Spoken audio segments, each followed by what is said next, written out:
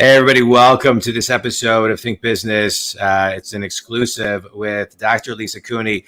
Dr. Lisa, I just had a session with you. My wife had an individual session with you. It was so cool. We had the greatest experience, and I wanted to have you on the show. So I really appreciate you taking time to be here. I want to tell everybody a little bit about you. You are a world-renowned authority on thriving after trauma. Be it physical, emotional, sexual, or financial. Over the last 25 years, you've supported thousands of clients to break free from abuse and any form of limitation so they can create a life they truly enjoy. You are a licensed marriage and family therapist, master theta healer, certified access consciousness facilitator, and 3-day body class facilitator. Also the creator of The Roar. Your company is Live Your Roar, radically orgasmic, alive reality method. The cutting edge approach to basically transformation is based on practices that you use to heal yourself from early childhood abuse and a life-threatening disease. So thank you. I want to start really. Thank you for having me, John. It was. Oh, are you kidding? Are you kidding? No, I appreciate it. I share it with you, but watching the first time I saw your intro and the movie, it spoke to my heart. Oh, thank you. The soulful part, especially, and I almost started crying, but it really spoke to my soul. So thank you. Thank you. So, this my podcast is actually called Think Business, but I do these exclusives, which are a little bit more soulful, where we get a little bit deeper than just talking about the business element.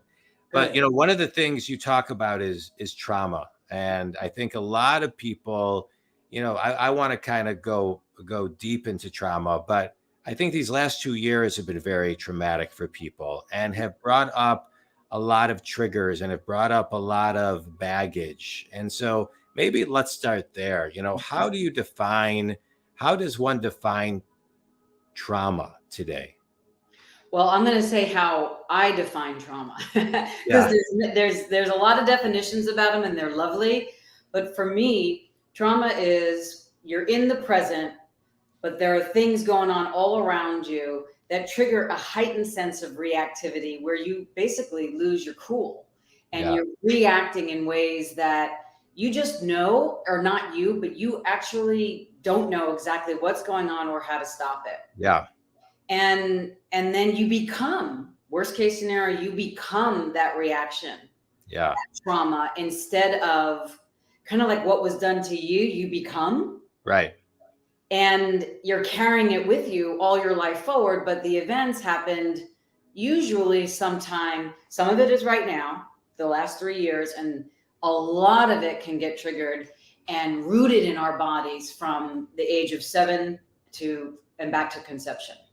Let's talk about that. Let's kind of break that down a little bit, because I think we all, and I can speak for myself, I know there's always triggers I have. I was actually talking to a client about this earlier today. We were talking about the power of meditation and how that can take a trigger and a reaction to our rational brain and make it a response, right? Kind of transform ourselves in real time. Mm-hmm. And so there's ways that we can do it ourselves in real time, but then there's the triggers, as you're talking about, going back to, conception, where we don't even know where the trigger comes from. Mm-hmm. And so let's kind of start there, right? The triggers maybe that we come into this lifetime with, maybe they're, and I'd like your opinion on this, are they past life triggers? Are they, like, how far back do the triggers go?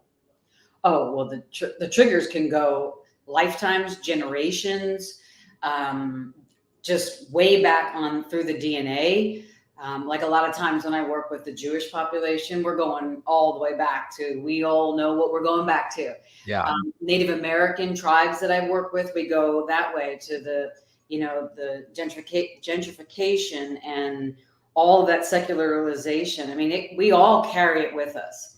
Yeah. However, there's also this spiritual bypass we could do. And I worked with enough people to know that if they come and they've done a lot of work on themselves, if they keep going to, that triggers from my past life, and I've worked on this 100,000 times, I'm actually going to try to keep them in their body this lifetime and see if we can work it out right here, right now, which might actually heal and transform the past.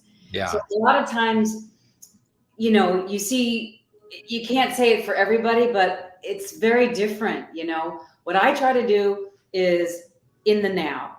Okay, what are you triggered about in the now? This is the roar method. And where do you feel that in your body? And now if I asked you to let yourself get younger and younger, littler and littler, smaller and smaller, and you just let your body talk, could you let me know about one of the first times in your life where you felt the same or similar feeling, but not from your head, from Yeah. the subconscious? And they're like, and I always say, first thought, best thought, no thought, not your head. And I say, they're usually blank for a minute. And I say, day or night? They go day or night, whatever. Less than 5, older than 5, less than 5. And sometimes when we're talking about conception, I've actually got people to talk to me in the womb and highlight first, second, or third trimester and what they mimicked and embodied being in the womb, not quote unquote alive, and I use that loosely right now, not alive consciously, but alive in the body, right? And that's not actually what I mean. I know what you mean. Hard to explain, but you know what I'm saying. I know what you're saying. Especially with what's going on in the world right now. Yes. No. Trying not to get political here, but here it is. And they could actually tell me what their sense was and perception was in the first, second, or third trimester and what they decided. And then that decision we can track all their life until their current day working with me. And we can remove it from every situation, even from the cellular memory in the womb. Now, if somebody initially goes to a past life, generations, and that, I'll go with them there. But it also, you have to kind of look for, dissociation is real, and especially if we're talking about trauma. And that's just like I shine a flashlight on these things. It's easy for me. It's kind of like what you do is easy for you. Right. I could say one word about my business and you're like, I know where to go. Right. Correct. It's like trauma for me when someone comes up and they say what's going on in their life.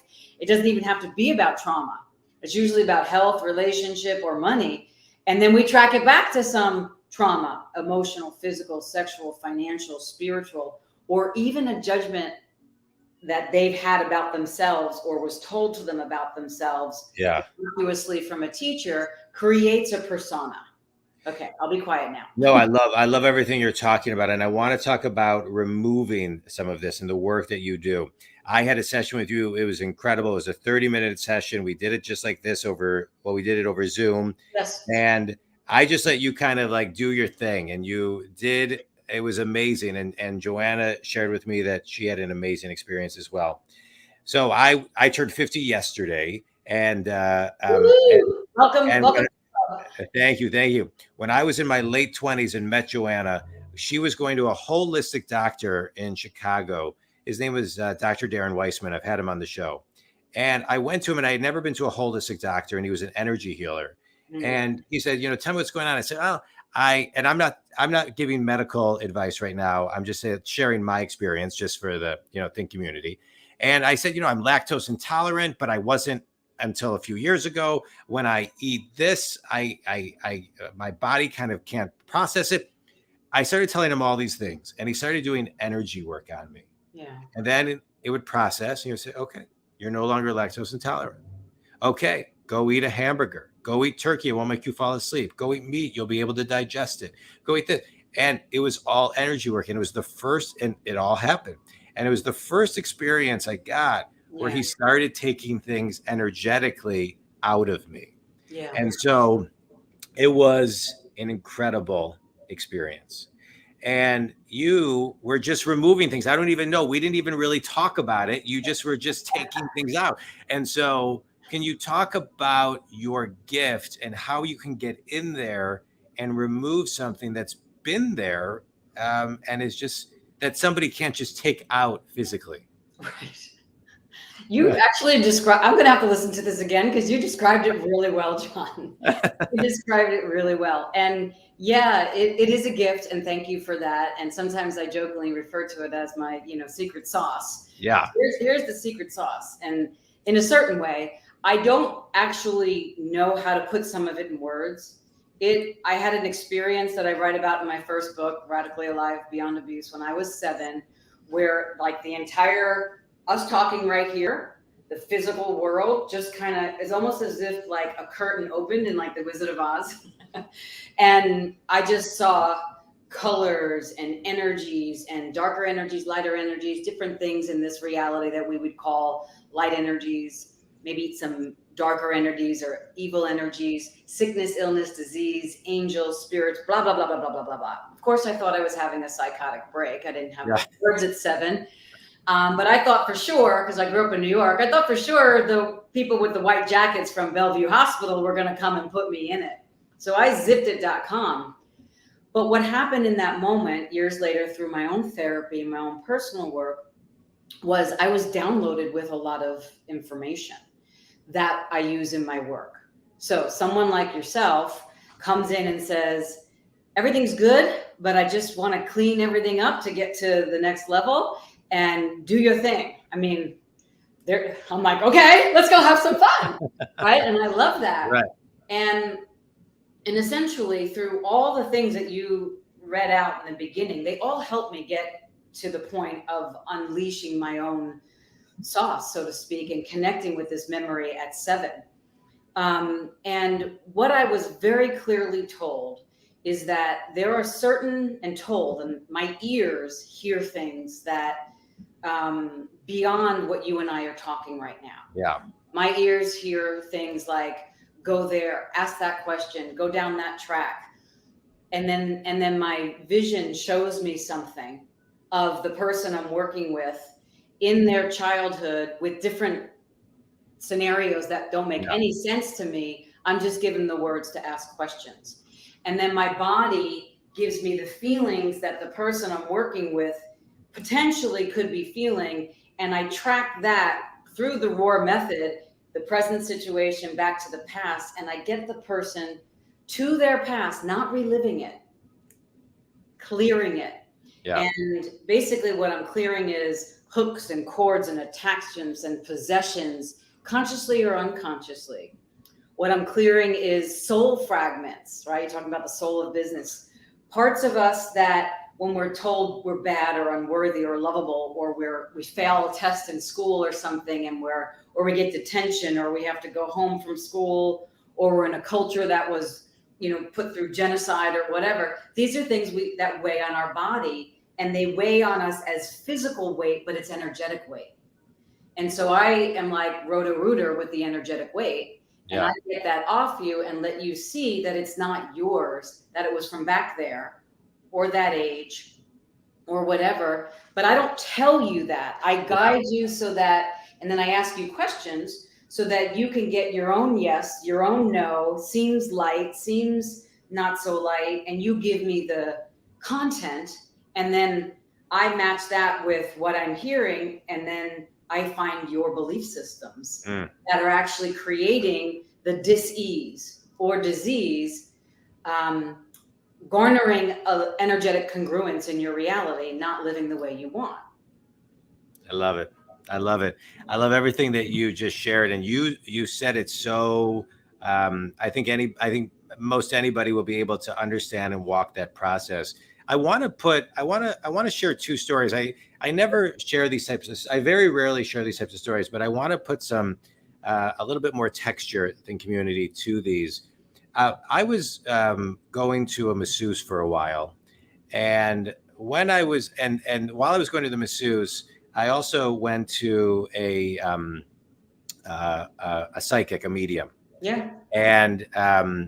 And my dad came through, who had recently passed away at the time, and came back and apologized to me about something. I won't bore anybody with the details, but something that I had really needed to hear, that this medium would have never known in 1 gajillion years. Yeah. And people say, oh, that's such a weight off my shoulders, as you were saying, just kind of, you mentioned something like that. And so after the session, within a couple of days, I went back to the masseuse. I just happened to have another appointment. And she said to me, what happened to you? You have no knots in your back or your shoulders. You have shoulders like almost like a 7-year-old. They're that relaxed. And so I was telling her the story, but I think it adds some flavor to we carry stuff. And for me, it was like, it was such tension, but I don't think it's just me. I think it's a lot of people that we don't even know we're carrying. And it takes a professional like you, like this medium I went to get it out of us so we could live our best lives. Exactly. Yeah. I'm so glad you told that experience, because I had a very similar experience with my father. When he died, a lot of things changed for me, and I became very cynical and skeptical. And somebody was massaging me one time, and she said, "Is it okay if I channel a message?" And I didn't even know she channeled. And I Yeah. said, "Sure." She goes, "It's from your father." I started bawling, and he had just died like a couple months earlier. And he said, my nickname is Lily, so he would always, I knew that she couldn't know that. So she literally did verbatim, "Lily, you're getting hard, you're getting cynical, you're getting skeptical, and you're losing your brilliance. Don't let it. Yeah. It's your uniqueness." And that really took me on this trajectory to where I am today. Yeah. And I also, as you mentioned in the beginning, was diagnosed with a very serious life-threatening condition. And the doctor told me three choices at 30, this is 23 years ago now, that my body almost vomited at the choices. It was just like, no, no, and no. And I'll never forget him. He was 6'4", and I'm 5'4". I'm looking up to him. He's towering over me. He's like, "These are your only choices," like this. And I'm like, there has to be another way. And that's when I leaped into the unknown. Yeah. And then the energy healing community found me. Yeah. And with one hand to a teacher after a class, the disease was gone, took the test right after it. I felt it leave. Yeah. And I was like, I got to know this. You How gotta can know. I do this? It's amazing. That where I am. Yeah, I love that. It's funny because when I do a podcast, I don't often share a lot of stories, but I just feel drawn to right now based on that. Because I always like to focus on the guest, but based on that, I just want to share this. I think it's so important to be your own doctor. Yeah. If I wasn't my own doctor in my life, I would be dead. I turned 50, and when I was 30, I had testicular cancer. I knew I had it through meditating. I had no symptoms. I intuitively knew it.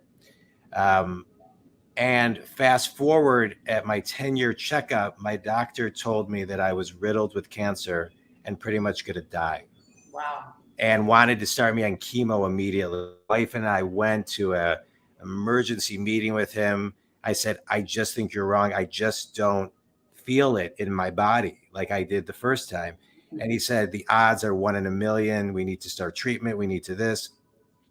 I had to push very hard to get an emergency CAT scan, new blood, and ultrasound, where I think most people wouldn't have. They would have just taken the news. Yes. But for a day and a half, Lisa, I pretty much thought, my wife and I, we had 2 young babies, thought I was dying, even though I consciously knew I wasn't.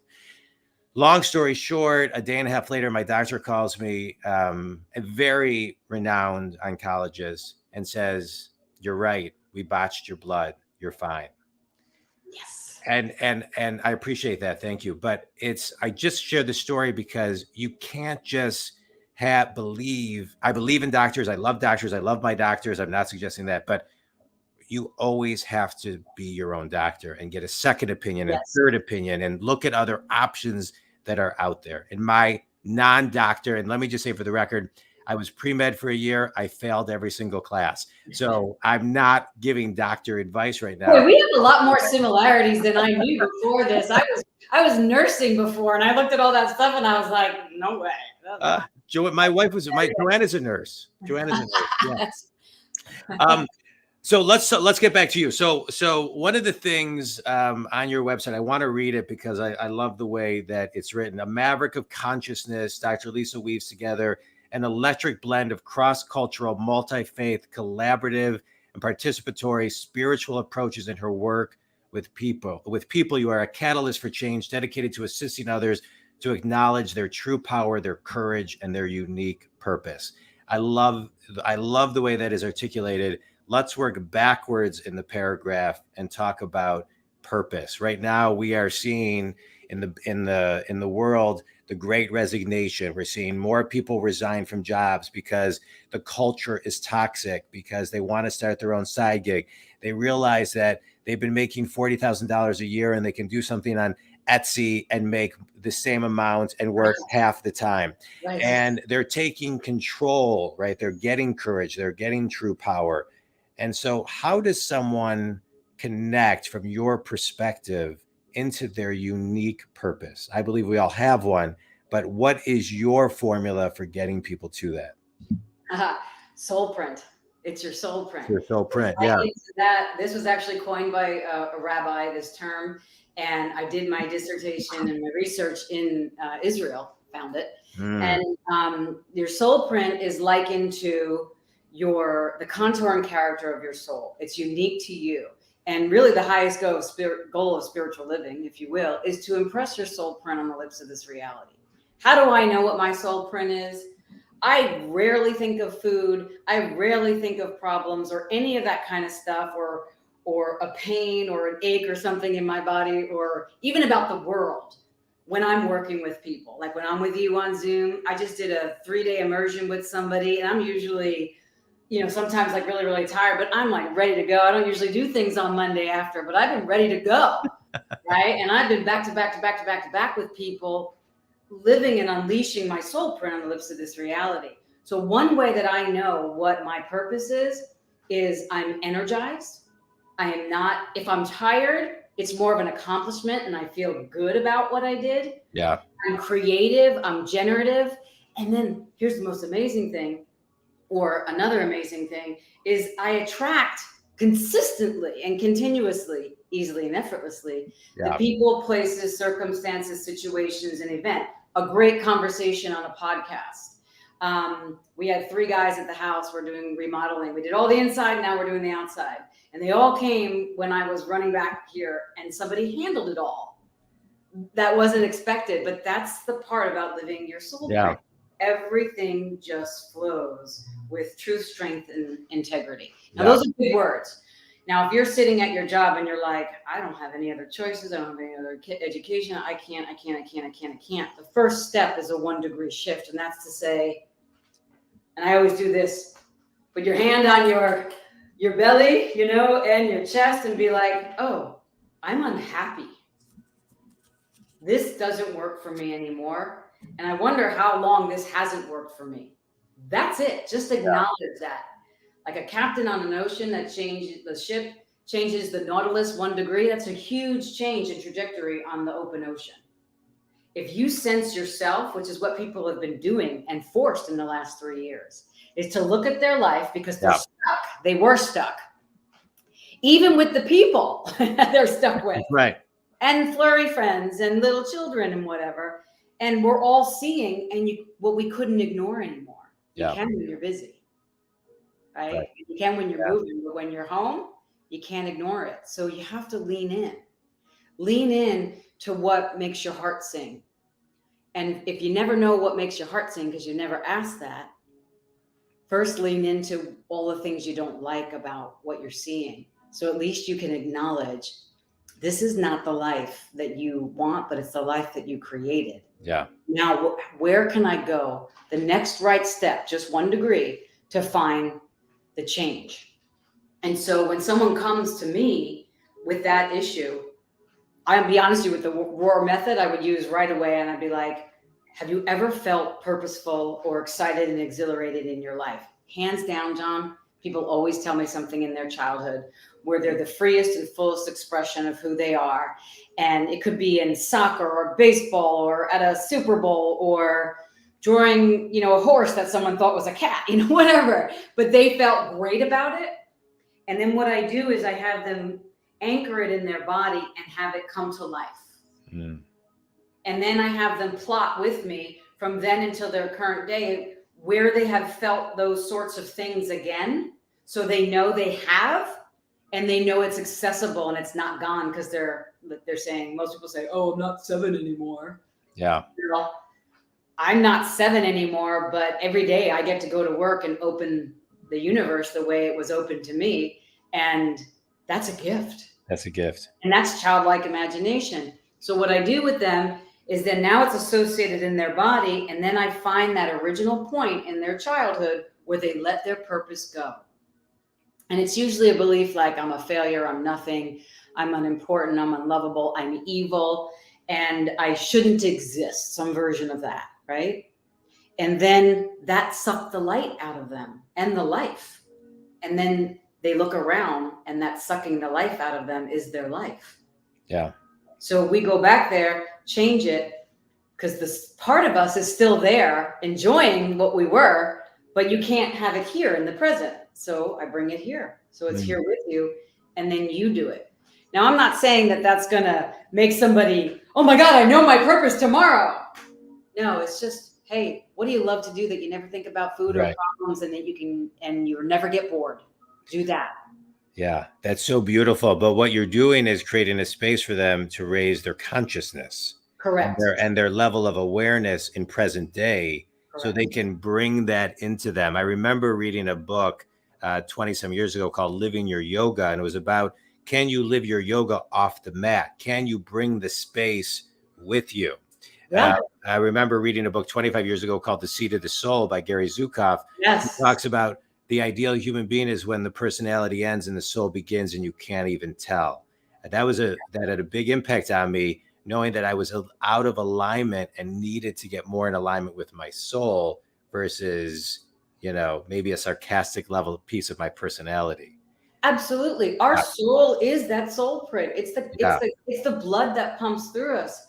When somebody smacks us, part of us gets lost in that smack, and we get the imprint of you're bad and you're ashamed. When somebody says you're fired, we get the imprint of that energy and we become it for some reason. Some of us more than others, but parts of our energy just gets separated from us. And over and over and over, if you don't collect that or even know it's separate from you, you just get more and more tired and sluggish and nobody knows the trouble I've seen, and you suck the life out of everything. But bringing, even the shamanic nomenclature says the greatest disease in this reality is soul loss. So when I heard that, see, soul is a big thing for me. It's what I based my whole dissertation on. But my grandmother in church, I was raised Italian Catholic, and I'm more spiritual than any kind of religious thing. Part of my doctoral program was socially engaged spirituality, where we studied all the world's religion, and how I knew that no God is saying some of the things that we have out in the world. They're all basically saying love. But okay, we'll go into that another day, maybe. And I wanted that because I knew that in my soul. And so as somebody who's worked with, 15 or 20 different cultures, not even speaking the language and working with translators, that's what I get to do, is return everyone to their soul, their intrinsic divine soul print. Out of the past into the present, so that they can contribute to the fullest, freest expression of them on this planet, and they live their roar. Because more people living their roar versus professional gaslighting. Who has I didn't even know I had a landline anymore. Sorry about that. Hello, welcome to the world. This is doing business at home. Instead of psychologically and physician-wise gaslighting people and saying, this is your only choice, I get it. Use your soul, use your body, use your knowing. Okay, thank you for that. This diagnosis sucks. Where else can I go? And how can I blend something together that creates the fullest and freest expression of me? Not alienating anything unless it's a big no, and not judging anything unless it's just something that just doesn't work for you. Yeah. It's more of that flow. I love that. Lisa, let's talk about that flow for a second. Mm-hmm. And that flow that somebody can bring through quiet time, meditation. Where is that? Because I don't think we can't get that running 110 miles an hour. Yeah. And so, people know I meditate. I've been meditating for 25 years.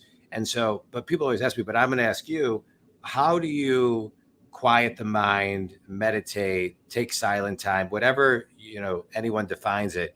Yeah. What do we need? What do you recommend people do to find that space to even connect to their soul? Exactly. Well, I'll tell you exactly what I do.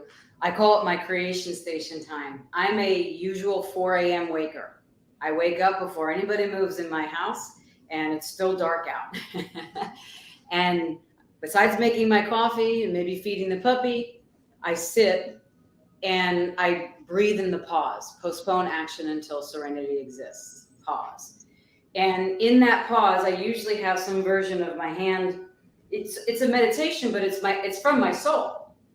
You know, hand on the thymus, hand on the pubic bone. I feel my feet on the floor, the back against the chair, and then I expand my energy essentially to the room I'm in, the territory, the land I'm in, and I'm breathing space in all of that. And I'm asking, how can I be the greatest contribution today? What am I grateful for today? What qualities would I like to cultivate today? But not from my mind. It's more like it's from my soul. And sometimes I listen to things that just connect me, or I read something. I have it all in this one area, and wherever I'm guided, I just pull my hand and I pick something up, and that's exactly what I need. So essentially what I'm saying is make the time to choose that space for you. And I've been doing this religiously for years and years and years. And I start my day that way every day. I start with me and the universe and me. And I discover how I can be the greatest contribution personally as a being, professionally as a professional, as, you know, a partner, as a stepmom, as a, you know, bonus children, as, you know, 3 furry friends, you know, that are our children, so to speak, like, and all of this, and then all the housing projects. Yeah. And then, you know, I think you're only as spiritually fit as, you know, you get to really see it when you're around your family. Right. Like your mothers and fathers. And I'm going to see how I do. You can ask me the next week, because I have my mother coming and my aunt coming tomorrow night for the first time to Texas from New York. Be careful. The earth is going to shake, everybody. The Italians are coming. Right. And I'm going to, you know, I'm going to put myself to the test and see how I do, because it's been a while. Yeah. But I know for sure I will still have my morning time. I will have that routine. And then I go and do my movement. People call it the gym or whatever. I call him my body artist. I get on Zoom with my body artist, and he moves my body a different something every day. And then I do something that I love to do, which is kickboxing. And they have this great dance music, and I love to punch and kick. And I'm an adult, and I can do that in this class, and I don't get put in jail. Yeah. So that's how I start my day. Creation station, moving my body, and then I'm ready to gift every day anew. Period. I love it. I love it. I love it that you put yourself first and, you know, do what you got to do to get grounded for the day. Yeah. Just ready for everybody and everything that's thrown at you. I want to talk about, are you good with time right now? Yeah. Okay. So I want to talk about when you talk about it, and you've mentioned a couple of times in different ways, you know, you're guided to something. I want to talk about how people can tap into that and trust that it's real, that the guide is it's real, right? So you know, you talk about getting into your true power and courage. And I think part of the courage sometimes is actually listening to the voice, right? And trusting yourself. Can you talk a little bit about how to listen to that voice, your instinct, your gut? Yeah, thank you for that. You know, it's gotten a lot easier. I'll be really honest. I learned that I had a like the 1 degree population that has an allergic reaction, physiological reaction to alcohol. So basically, I learned this after learning that and no longer having alcohol in my life. I'm okay with whatever anybody else chooses. But for me, what that did from a very young age was my solution to not feeling anything, right? So I had to learn in my younger adult years to exist without any solution other than breath and maintaining my own connection to my life, my choices, and everything, and not using food or alcohol or drugs or any of that stuff or my past trauma as an excuse for not choosing what would be what my body was saying, because I got in relationships that didn't work for my body, but I never knew it, right? Because I didn't want to. I chose jobs or people or contracts that would always end up in some sort of conflict. I can go on and on and on and on. And then I just made a decision, and it coincided with the finding out about being allergic to alcohol, that I was going to learn my body and do nothing if my body said no, and do everything if my body said yes, no matter what. Even though fear, fuck everything and run, or, that kind of thing, I was just going to lean in and face it. And so what I learned, at first I learned muscle testing. So for me, I learned that through my body because I'm very kinesthetic. And so if I say something like, my name is Lisa, my body will already go forward like that, even though I'm to the side. I am a frog, and my body will go back because I'm not a frog, maybe in another lifetime. And so that's a very simple way. But if you're not connected to your body, it might be hard at first. Yeah. But that's one way that has really helped me. Body, do you want to eat this? If my body goes forward, I eat it. If my body goes back, no way. That's how I learned that I was allergic for some reason to cashews and eggplant and tomatoes, because my body said no. So I listened to it and didn't eat those things. After decades of eating things that are just, your mom puts food on the table, you eat it. You don't think about it. You just eat what's there. Take the pause. So that's one way. The other thing that I do, and I learned this from one of the areas that you mentioned that I was certified in, is this thing called light and heavy. When it's light in your body, it's the truth. It's from Access Consciousness. And when it's heavy in your body, it's a lie, or ask more questions, like a yellow light. Proceed with caution. Yeah.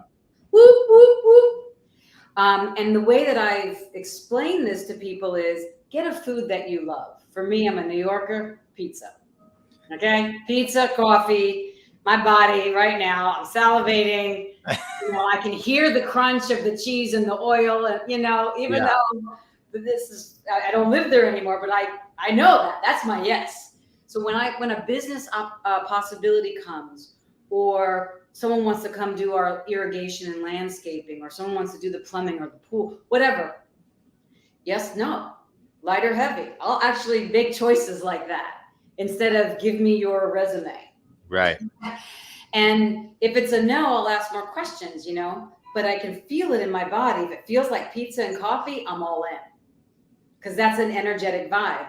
If it feels like the time I was in Bali and got really, really sick and want to vomit on a certain food that I still can't eat to this day, then I know that's my yellow light. And actually it's a red light if it's that strong. And my body gets this, like, pardon the phrase, Jewish tradition, the matzah ball. It's like a matzah ball in I love it. You can, right? I did a lot of studying of the Jewish traditions and participating in them, and I love them. And the matzah ball is like, oh, that's my heavy. But when I'm fasting, it feels really, really good to eat it. But then 20 minutes later, you're like, oh my God, I'm in the New York Thanksgiving. I got to unzip my pants. And so the light, that's the truth. Energetic flow, go ahead. The matzo ball, heavy. And I use food because most people know what they love and they hate. And then their body, then their body can say, oh, that's like pizza. That's what I love. I'm going to go for that. And I have had people tell me that's changed their life using the food analogy with it. Yeah, that is, I'm going to use everything you just said. I'm going to use everything you just said. I've been practicing it while you're actually talking. It's great. Cool. Because the thing is like our bodies are disconnected from ourselves. And if we actually, like, I do this series on TikTok, this is why we're so similar, called the Inner Physician Strategy Session. And you said you want people to become their own inner physician. Yeah. This energetic congruence. I'm like, yes. Yeah. That doesn't mean don't go get help from everything that's out there. Use everything that helps you move forward. Yeah. However, you can do strategies yourself to, and that shows a commitment to really caring and loving your soul and yourself. Yeah. When you do it for you, in addition to somebody saying, here's what's good for you. When you take it on, that's a whole different thing. Yeah. It opens you up to pronoia, which is the universe is conspiring to bless you. I love it. Let's talk about roar. Let's Yeah. talk about the creator of Roar. Radically orgasmic, a live reality method. Yeah. Tell me about it. Tell us about it. Oh, well, we just got fully trademarked, so I'm very, very proud. It's been a Oh, long congratulations. time. That's great. And yeah, this is one of those labor of loves. I got to tell you, when I did my psychology degrees and everything, I really did it for me, because I had the first 2.5 decades of my life mired with all sorts of abuse and an attempt to kill myself because I couldn't get beyond it. I didn't kill myself. I'm here. I stepped in front of a bus and the bus passed me by. There was no one on the corner when I looked, but I can still feel the shoulder being pulled back. It was incredible. At that moment, I knew that something else existed and that I had to find what that was. And then I also knew at that moment, I was young in my 20s, that if I felt that with education, training, yes, lots of abuse, but I did go to therapy already. I was in recovery early. It didn't always stick the way I wanted it to stick until I really got clear within myself. And that's what started me on this path that I am today, May 16th of 2022, is that attempt to end my life. And I figured that there must be at least one other person, potentially even millions of other people, that are suffering like this. And if I can find a way out, they can find a way out. That's literally what guided me. And I had no idea how I was going to do it. Wow. And so enter Roar. So I read everything. I went to school. I went to therapy. I flew all across the world to different therapies, like shamanic therapies, fire walks, everything. I just tried everything and I loved it. I've done different type of, plant-based ceremonies, early on in my career to like really I tried everything. And then there's a certain things that I got into that were really like, oh, this, and this with this and my special sauce, this could work. And that's kind of what I do now. But Roar started like this. I was driving down the side highway in Sebastopol, California, where I used to live and where I wrote my dissertation. And I went through this early breakup, young love kind of thing. And it was amicable, but I was enraged. And I was so enraged, like a helpless rage, like screaming, crying, upset. But it wasn't between me and the person. It was between me with me.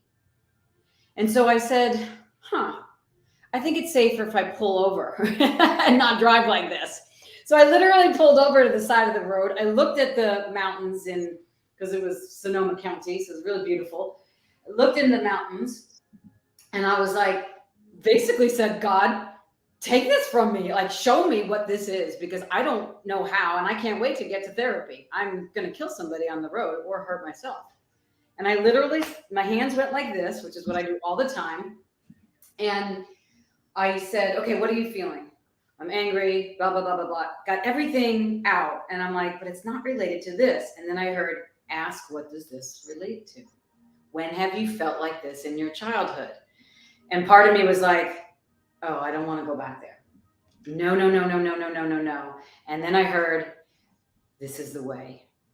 And this is what you're going to do for others. But you got to do it yourself first, because you can't take anyone past where you won't go, period. And I was like, okay, I'm on the side of the road. Am I going crazy? Well, at least I'm getting some sort of information. And so then I tracked it back, the anger, the rage, the shame, the sadness, to this time in my childhood where I watched my father come in, my mother there, and she was pissed with an angry face. And he was pissed, but with a defensive posture. But they weren't saying they were pissed. He leaned over and gave her a kiss and, hi, what do you want for dinner? That kind of thing. But as a 5-year-old, I feel like that matzo ball again. I'm like, what is this? That is love, but it feels like this inside. Okay, that's love. And for some reason, I made that moment etched in my body about somehow becoming unlovable myself because of what I witnessed to them. There's a little bit more to the story, but essentially it led to that unconscious belief that I'm unlovable, that love is anger, anger is love. And that, up until that moment in my 20s, I had never known that I brought that rage, that unlovability, and that like love was anger and anger was love into my life, my body, and my relationships. And then I said, oh my God, it's also in my business with colleagues. Oh my God, it's also in my financial flows. Oh my God, it's also in my relationship with my body. And I was like, oh my God, it's the way I feel about myself. This decision at 5 has informed everything and been involved in everything in my life. No wonder why I feel like 4 steps forward and 20 steps back, and 4 steps forward and 20 steps back. The root of unlovability clouds every creation in the present. So I need to go to the root to pull the weed, to undo the lie, and get true. And that was how Roar developed. Wow. It became this method where I draw like a cage and I walk you through it and I ask you questions, and I teach other people to do it, and I teach people to become their own inner physician, because sometimes I was in the bathroom at work, putting my hands on my body, pretending like I had to go to the bathroom because I was so enraged or upset or ashamed about something I did. I needed to check myself before I wrecked my career. Right? Yeah. Beautiful. I appreciate your vulnerability and the way that you share your stories so openly. It's beautiful, and your work is so special. It is.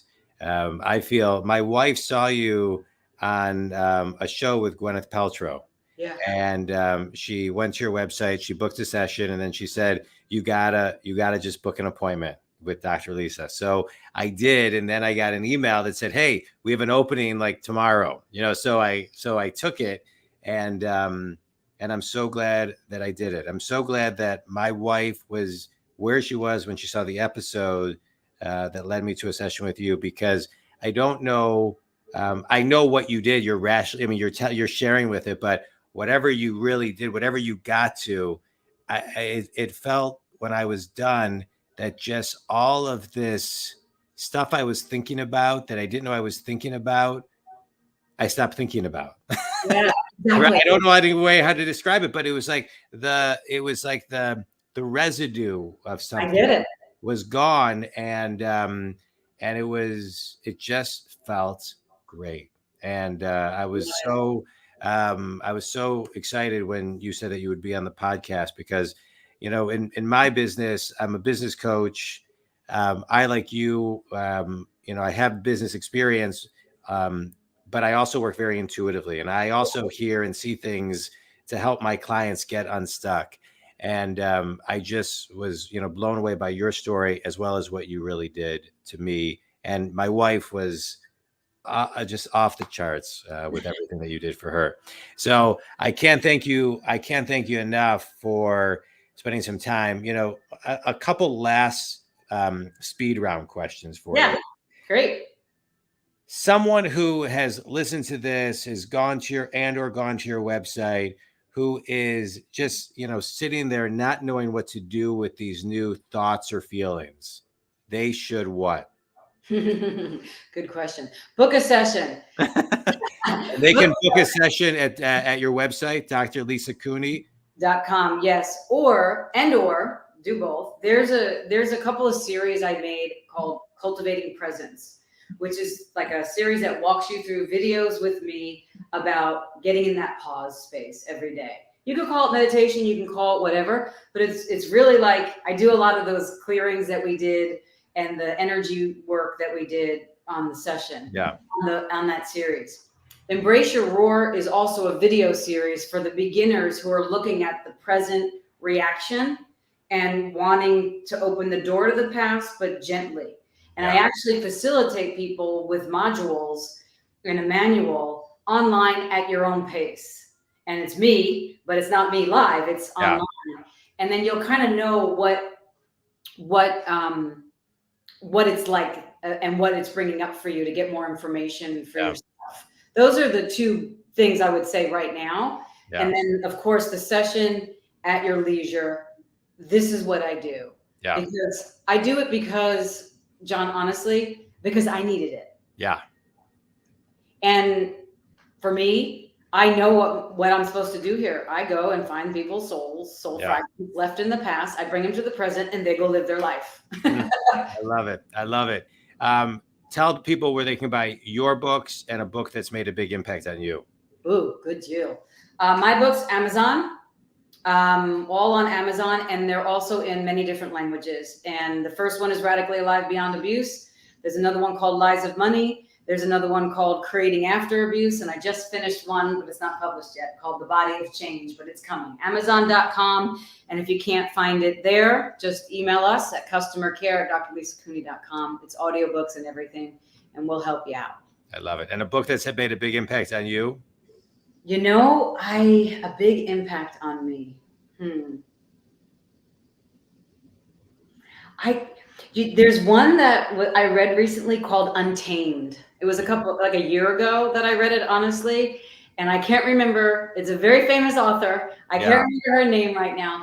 But her story, the way that she wrote, is kind of like a Brene Brown, but not Brene Brown. Yeah. The way that she wrote everything was like what you were describing. It's very raw. It's very real. You're like living it. But my whole thing was, I want to live internally and externally aligned. And that's what Untamed was about. I love it.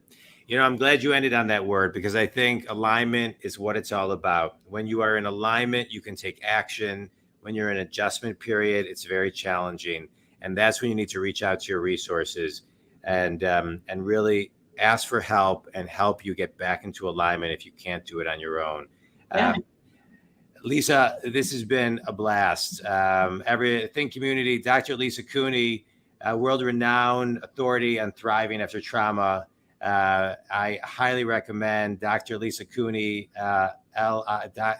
LISACOONEY.com.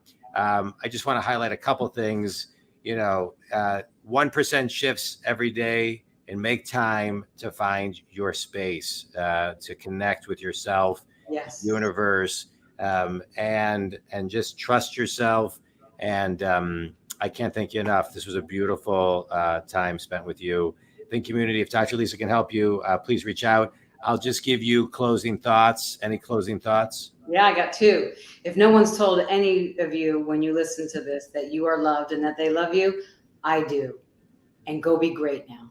All right. I love it. All right. Thanks, John. You're amazing. I'm so happy.